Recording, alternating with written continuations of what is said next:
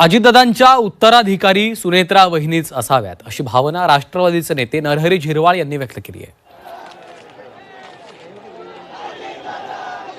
राष्ट्रवादीची धुरा आता सुनेत्रा अजित पवार या सांभाळतील ही सर्वांचीच भावना असल्याचं त्यांनी म्हटलेलं आहे।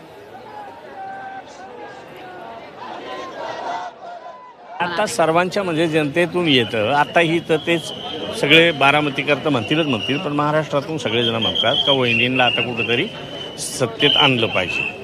सुनेत्रा वहिनी सुनेत्रा अजित पवार या आता उत्तराधिकारी असू शकतात का राष्ट्रवादी काँग्रेसच्या? कारण एकंदरीतच अशी विनंती सगळ्या अगदी सर्वसामान्य जनतेकडून होते।